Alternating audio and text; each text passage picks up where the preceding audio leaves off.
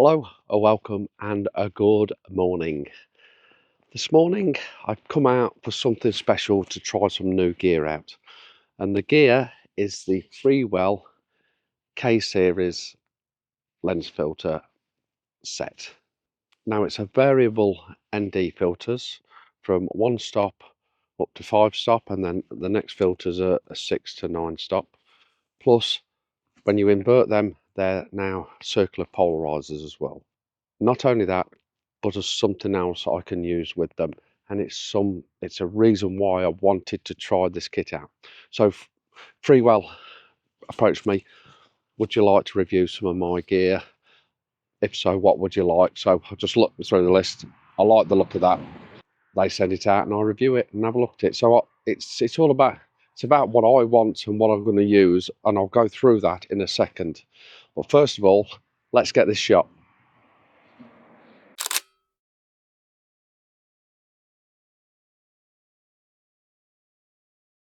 So I'm going to work on a 9-stop ND. So if I go to a quarter of a second, that will give me a 1-minute exposure. So I'm doing a long exposure. I'm in a field, there's a barn, and at the moment the light's quite flat from the sky to the ground. But as the sun rises, which is soon, that light will change and the sky will be a lot brighter than the foreground. So I want to balance that out. A bit like you can see behind me, even now, the sky is obviously a lot brighter than the ground. And we need to balance that out. And the way we can do that without filters is take multiple images of different exposures and blend them all together. But when I'm doing this fine art, especially seascape stuff, but things like this in a field where I've got a nice horizon line, I'm going to start using the 0.9 stop ND grad. Now, I haven't used one of them for years. I think it's been about 5 years. I've not owned one for a long while. Actually, I'll give it away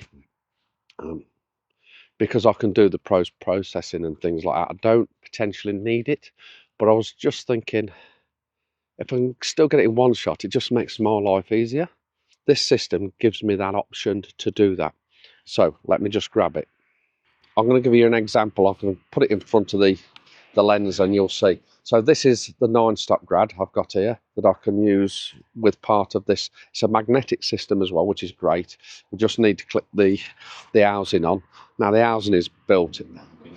It's fantastic. This is high-end filter gear, so it's high-end equipment and very well designed, and it looks fantastic. So here's the grad. But what if I bring it up to the camera, you can see what it's done to the sky there, and it's balancing it out like so. So that's what the grad is going to do.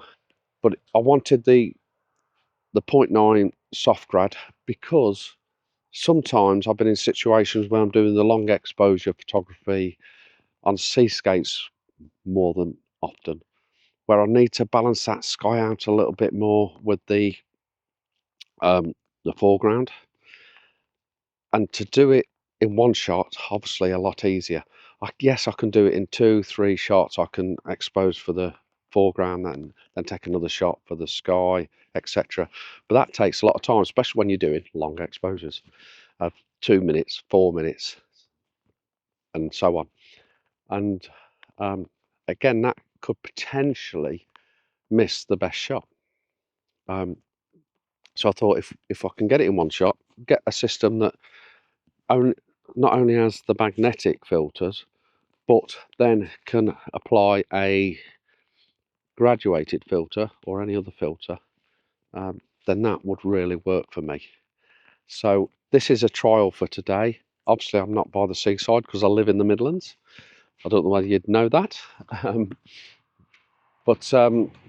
Yeah, so I'm not near the coast at all, and I just wanted to get used to using the system, probably before I go on these beaches in the sand and messing around. Try and find out any pitfalls, any awkwardness, things like that. Well, look, I've got to be honest with you, it's the only awkwardness is me and my fat fingers. The system is built quality, second to none. There's no doubt about it.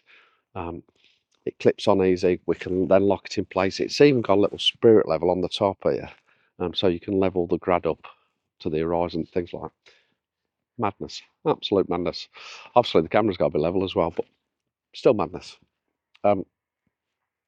Which is just them little features. The little opening doors, top and bottom, to slide the filter through.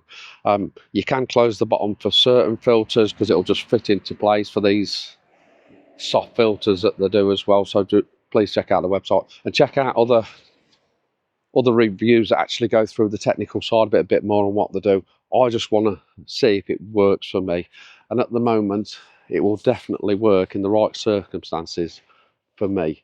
And like I say, it's a fantastic bit of kit, and I can't wait to actually use it on seascapes. Now, I did come yesterday to video this. Actually, it was a little bit better day first thing, but I forgot to switch my mic on. Schoolboy error.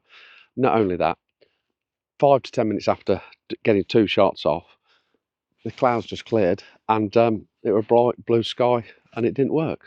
But I managed to get a couple of shots, and I'll put them up.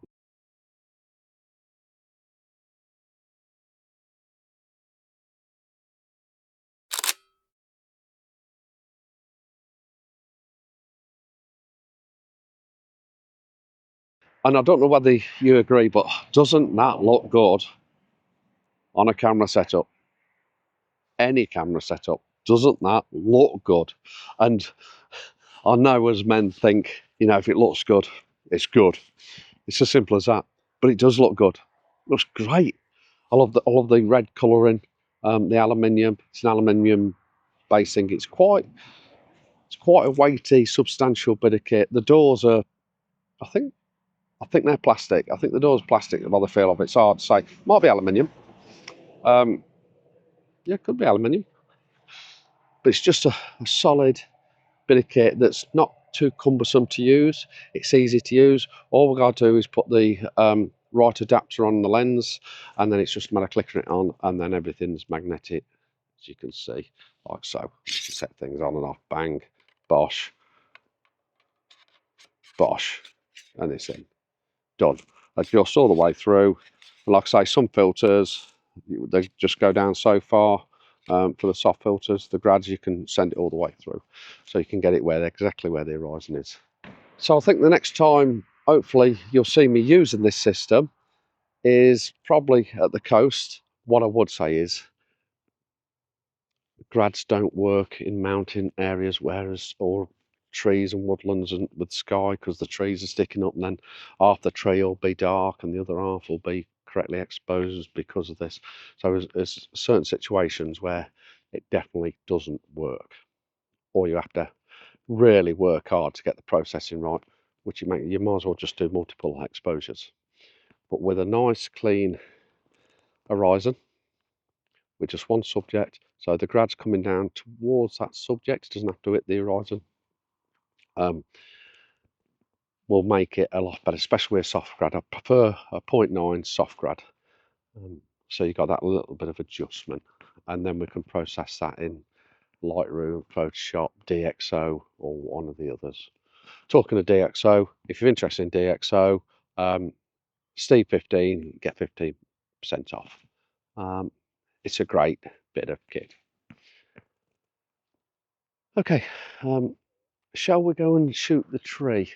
I'm not sure if I'm going to get the texture and light, but I think we ought to give the tree a go. It's come proper. It's moody over here, dark, but there's absolutely no cloud texture whatsoever where I'm shooting. But I think by the time I've moved down to the tree, things might change, and if it's not, then we'll knock it on the head.